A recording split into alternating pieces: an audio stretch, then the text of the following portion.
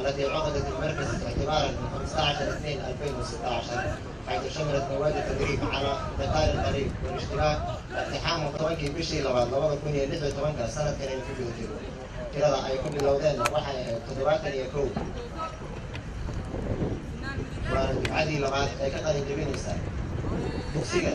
دارهان إذا ما سجار أو طابرة هذا أكيد نكمل مقولة دارهان كميديك تربون كما تشرح ويفرد بابور وده فرحني الحركة سوالية وحنا كميتها وحيابها أي إذا ما يتوقع توقعتين وأنا سيدا لو إلالية تذكر كارك عم تذكر مهم كأي دولة تتكسر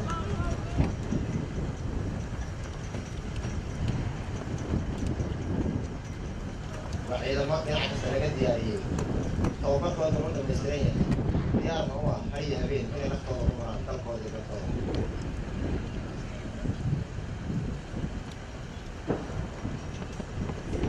وصف الدفاع وقال المضح حكم مضح وصف أو قطع صديق الدفاع وقال المضح حكم مضح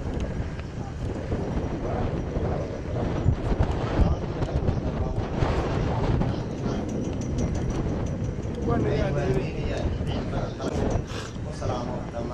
شعب السورية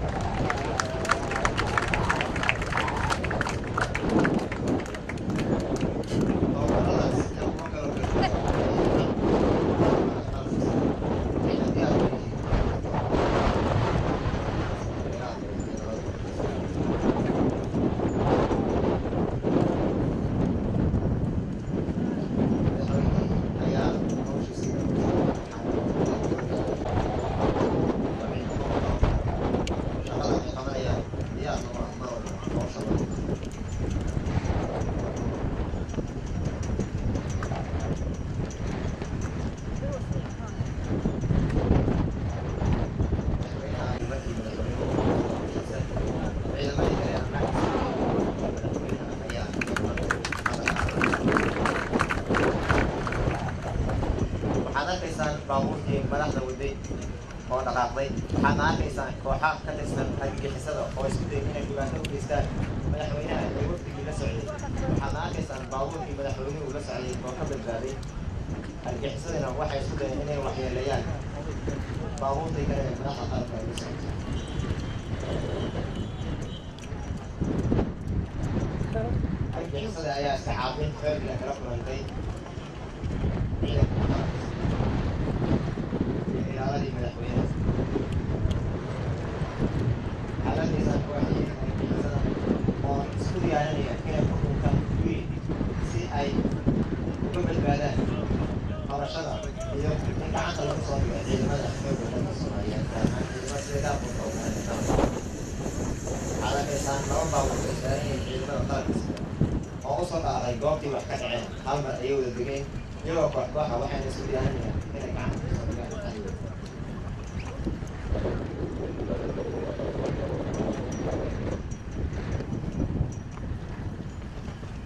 ciidamadii qaranka Soomaaliyeed ayaa isku beelaamay gurigii kooxaha argagixisada ay ku bilaabeen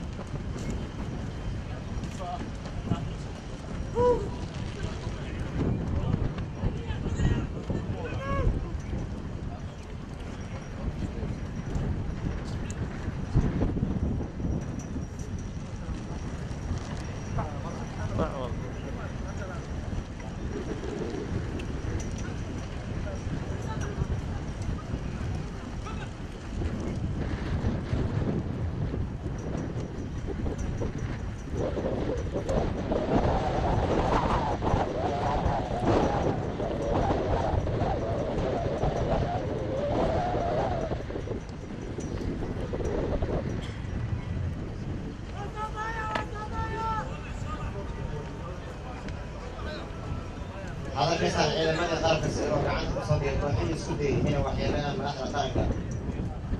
sidaas ayayna ciidamada qalabka sida Soomaaliya gaar ahaan ciidamada sida gaarka u tababaranaya qaranka ay waajibaadkooda iyo shaqooyinka muwaadinka ay u soo qabtaan iyagoo mar walba diyaar u ah inay cadowga u galaan goobaha uu ku dhumanayo waana sharaf dhammaan ummadda Soomaaliyeed gaar ahaan ciidamada qalabka sida Soomaaliya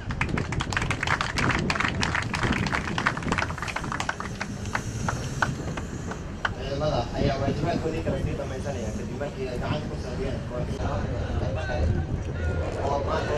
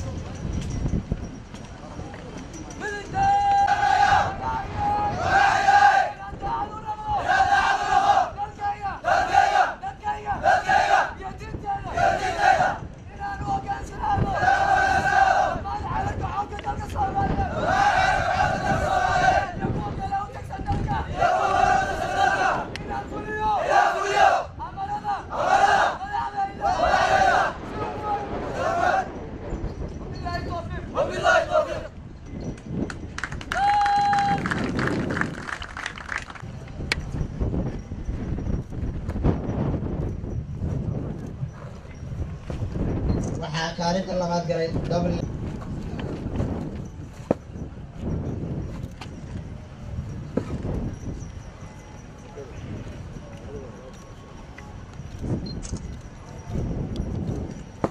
waxaa kaalinta saddexaad ku guuleystay double Maxamed Cabdilkariim Xuseen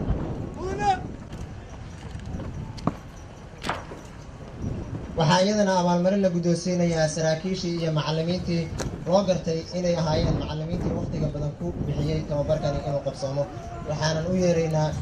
laba xidig leh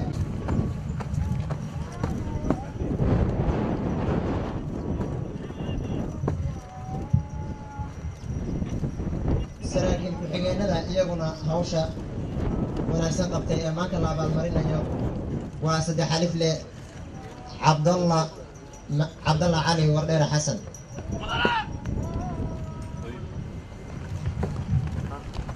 ومن المدربين المتميزين لدولة الإمارات العربية المتحدة خلفان خميس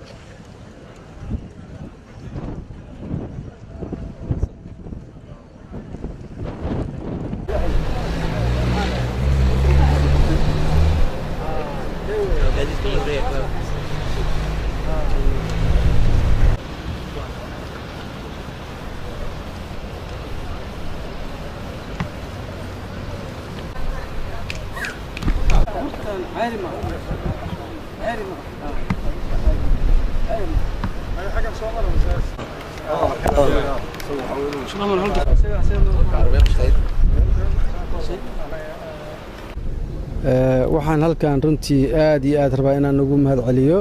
dowladda Masaarida oo safiirku hadda nagala joogo qalabkan musaacadada ah oo kaalmada ah ay u geysteen ama ku kaalmeeyeen ciidanka xoogga dalka Soomaaliyeed taasoo ay isticmaali doonaan haddii alla idmo ciidamada danab ay isticmaali doonaan haddii alla idmo marka aad iyo aad baan ugu mahadcelinayaa dowladda Masaarida oo ah shacab aan nahay saaxiib aan nahay weligeedna la garab taagnayd ummadda Soomaaliyeed inay ka caawiso ama xag nabadgelyo ha noqoto ama xag dhaqaalaha ha noqoto ama xag waxbarashada ha noqoto aad iyo aad baan ugu mahadcelinayaa waxaan rajaynayaa inaan ku wareejiyo mataqaanaa qalabkan iyo alaabtan xoogga dalka Soomaaliyeed inaan ku wareejino ayaan muxuu ahaa anoo ka gudoomay safiirka qalabkan aad iyo aad buu mahadsan yahay aad iyo aad baan ugu mahadcelinaynaa assalaamu calaykum